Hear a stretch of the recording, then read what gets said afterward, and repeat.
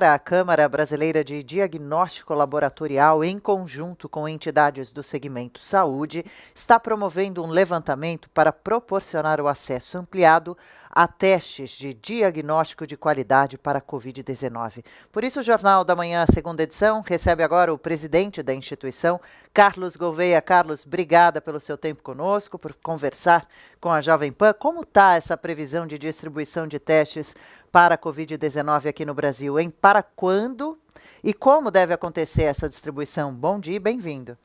Bom dia, muito obrigado pelo convite e parabéns aí pela cobertura, que é essencial até para levar informação qualificada ao ouvinte e telespectador aqui da Jovem Pan. Obrigada. Bom, a CBDL, a Câmara Brasileira de Diagnóstico Laboratorial, representa todo o setor de diagnóstico in vitro, que trata exatamente dos reagentes, testes rápidos, em todas as suas diferentes apresentações. Então, desde o teste rápido, que vocês têm ouvido falar bastante, e até a biologia molecular, passando por outras tecnologias também. Nós já conseguimos acelerar junto à Anvisa, que tem feito um trabalho extremamente que nós todos devemos dar os parabéns pelo esforço e rapidez. Nós já conseguimos até agora apresentar mais de 16, 17 produtos que tiveram seus registros deferidos. Esses produtos, eles vêm nas diferentes tecnologias, como eu comentei. Então, nós já temos hoje o teste rápido naquele formato do cassete, já foram registrados testes no formato de ELISA, que é uma metodologia bem tradicional e disponível no Brasil inteiro, e, obviamente, também os próprios testes de biologia molecular, que todo mundo tem ouvido falar, que é o PCR. O que a CBDL tem procurado é se juntar ao Ministério da Saúde e trazendo nesse conjunto as várias diferentes entidades, Abrafarma, Sociedade Brasileira de Patologia Clínica, SBAC, que é de análises clínicas, e várias outras, Associação dos Hospitais, FEOESP, ANAP, só para citar algumas.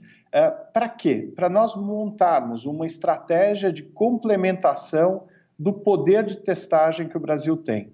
O Ministério anunciou que vai trazer quase 23 milhões de testes, sendo 10 milhões em biologia molecular, mais o restante em testes rápidos, objetivando principalmente profissionais de saúde, num primeiro lugar, e logo na sequência, possibilitando aí sim ampliação para os demais, para a população em geral.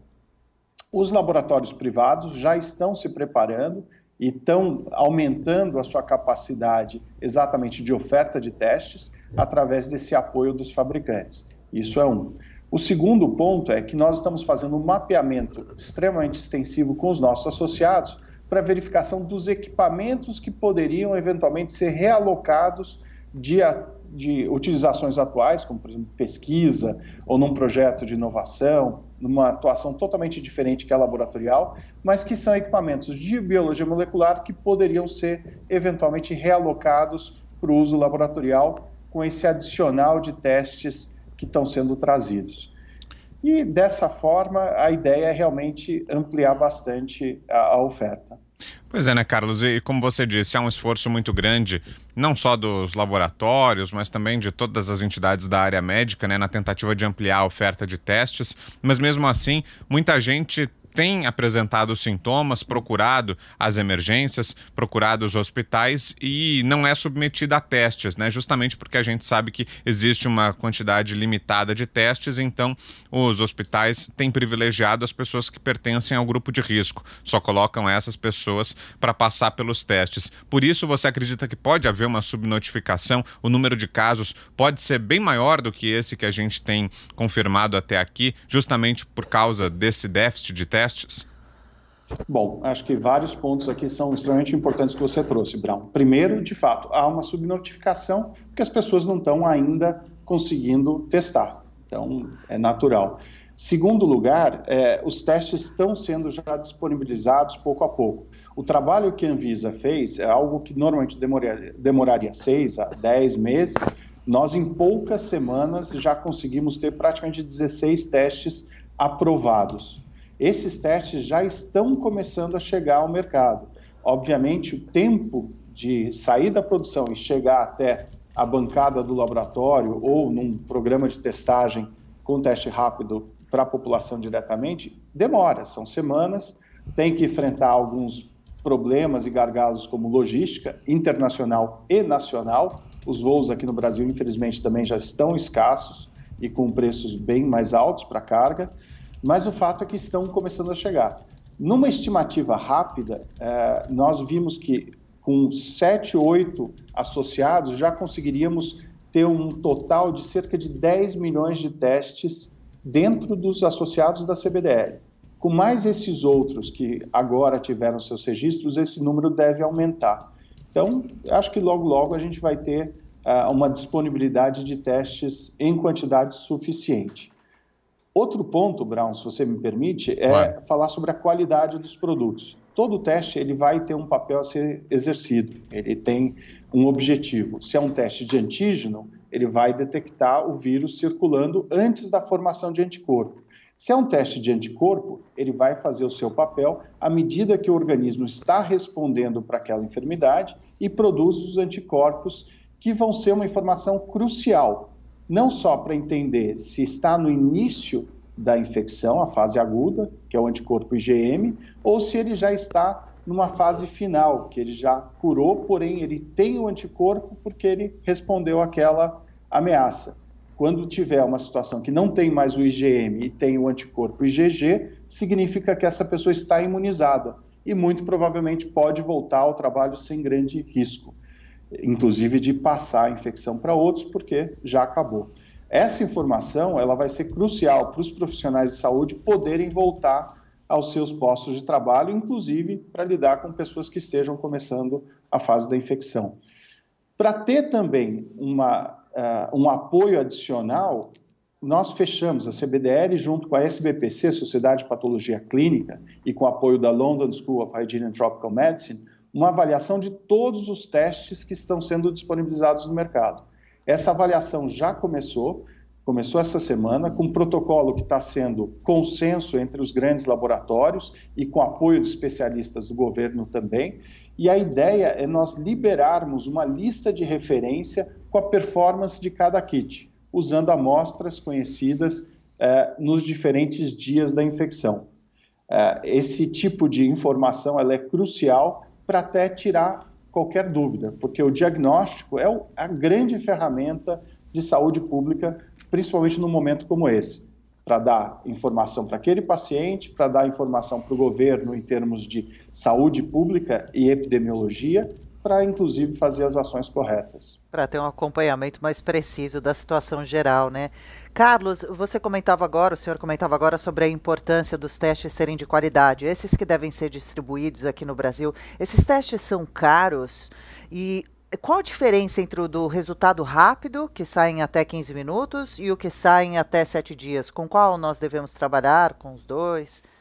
Na verdade, a estratégia de testagem ela vai levar várias questões em consideração. Então, primeiro, com esse grande número, você vai ter tecnologias diferentes e cada uma no seu momento correto. O PCR que estava sendo usado até agora e vai continuar sendo usado, ele é o mais sensível e o mais específico. Ele, de fato, ele é o mais caro, mas ele resolve qualquer dúvida, principalmente para essa pessoa que já está entrando numa situação mais crítica, mas ele tem o quê? Um processo que demora. O teste em si de PCR, ele demora de 2 até 7 horas, mais o tempo de processamento da amostra. A questão é que a fila é grande, então ele acaba, obviamente, demorando para ter o resultado disponível. Os testes rápidos, eles já trabalham, todos eles são muito específicos, ou seja, não existe a possibilidade de ter uma reação cruzada com outra enfermidade, o que é muito bom. A gente vai saber que se der positivo é de fato o coronavírus. Mas nem sempre ele vai ser tão sensível. E aí que vem a informação.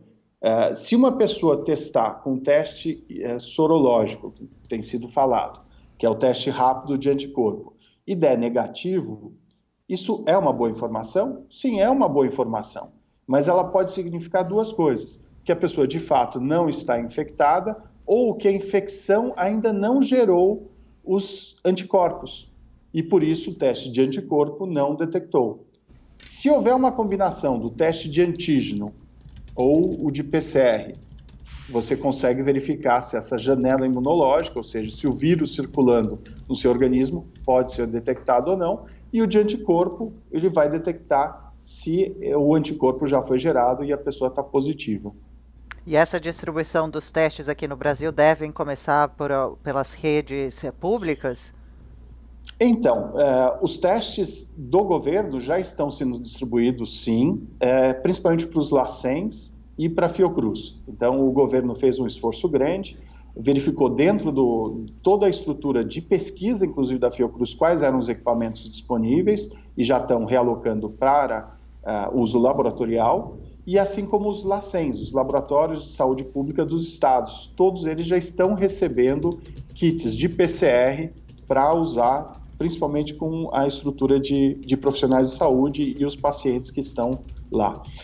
Os testes rápidos, o governo está avançando com as compras, nós não tivemos ainda a confirmação do que chegou via Ministério, porém muito já está sendo disponibilizado pela própria Fiocruz, que tem acordos com fabricantes nacionais e estrangeiros de cooperação. Então, nós sabemos que já receberam insumos para a produção de alguns testes rápidos.